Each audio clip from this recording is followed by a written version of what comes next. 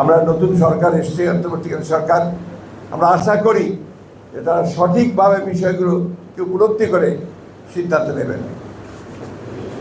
আজকে সেনাবাহিনীকে ম্যাজিস্ট্রিয়াল পাওয়ার দেওয়া হয়েছে, ভালো কথা। তার মানে প্রশাসন ফেল করছে law and order situation maintain করতে, তাই তো নাকি? নাহলে ম্যাজিস্ট্রেসি পাওয়ার দেওয়া হয়েছে মানে অন্যান্য কাজ করছে না। তো ম্যাজিস্ট্রেসি পাওয়ার আমি মনে করি যে সেই সমস্ত এলাকাতে যাওয়া দরকার যে সমস্ত এলাকাতে নিয়ন্ত্রণের বাইরে চলে গেছে, কিন্তু যে সমস্ত এলাকাতে পিসফুল আছে, শান্তিপূর্ণ আছে, যেখানে রাজনৈতিক নেতা কর্মীরাই সমস্ত বিষয়গুলোকে নিয়ন্ত্রণ করছেন, সেইখানে এই ম্যাজিস্ট্রেসি পাওয়ার দিয়ে আবার নতুন সমস্যা তৈরি করা সমীচীন হবে না, বুদ্ধিমানের কাজ হবে না। আমি তাই অন্তর্বর্তীকালীন সরকারকে অনুরোধ করব তারা বিষয়টি পুনর্বিবেচনা করবেন এবং কখনোই এমন কোনো ব্যবস্থা নেবেন না যেটা সামগ্রিকভাবে তাদের জন্য বুমেরাং হবে, দেশের মানুষের জন্য একটা বুমেরাং হয়ে যাবে। আমি কথাটা খুব স্পষ্ট করে বলছি, কারণ এটা আমার দায়িত্ব বলা।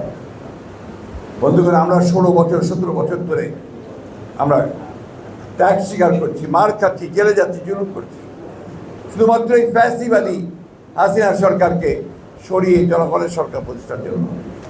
আমরা সবাই অত্যন্ত আশাবাদী হয়ে উঠেছি যে নতুন অন্তর্বর্তীকালীন সরকার তারা জঞ্জালকে দূর করে তারা দেশে এমন একটা পরিবেশ সৃষ্টি করবেন যে পরিবেশে সুস্থ উপায়ে সকলের অংশগ্রহণের মধ্য দিয়ে একটা গ্রহণযোগ্য নির্বাচন হবে।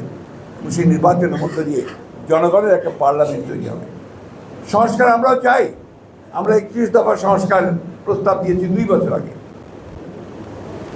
আমরা বারবার বলেছি যে বিষয়গুলোকে ভালোভাবে দেখা উচিত হবে, কিন্তু এটা তো আমরা সরকারে না গেলে আমরা ম্যান্ডেট দিয়ে করতে পারবো না।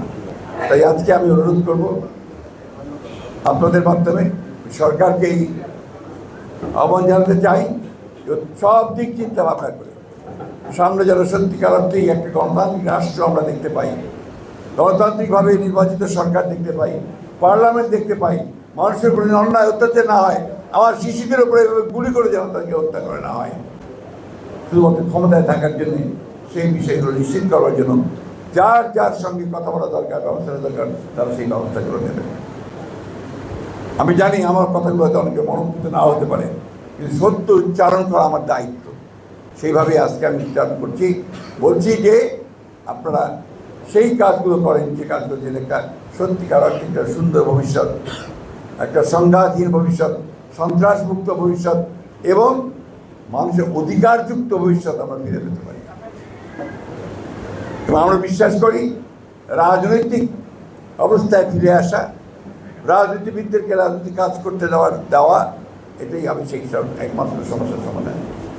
আমি সব শেষে আজকে তারা এখানে উপস্থিত হয়েছেন, সংখ্যা তারা খুবই কম, অনেক বেশি তারা আহত নিহত হয়েছেন আমাদের 4 জন। আমি যত জানি এখানে 1000 খানিকের বেশি তারা আহত হয়েছেন। সরকারকে অনুরোধ করব যে অবিলম্বে তারা আহত নিহতদের তালিকা তৈরি করে তাদের পরিবারবর্গগুলোকে ক্ষতিপূরণের ব্যবস্থা করেন এবং তাদের চিকিৎসার ব্যবস্থা করেন। আমাদের 700 বেশি মানুষ গুম হয়ে গেছে, আয়না ঘরে নিয়ে গেছে, এখানে গুম হয়ে গেছে। আমাদের হাজার হাজার নেতাকর্মীকে হত্যা করা হয়েছে। 60 লক্ষ মানুষের মধ্যে মিথ্যা মামলা দেওয়া হয়েছে।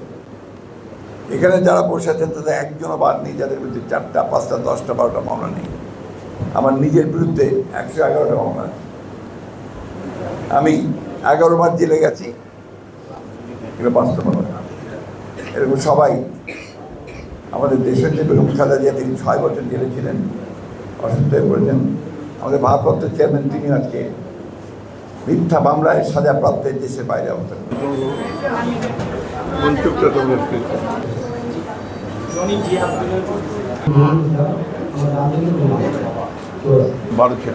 ও কালকে হাসপাতাল থেকে আসছে, পিজি থেকে। আমরা ব্যবস্থা করবো বলছি না।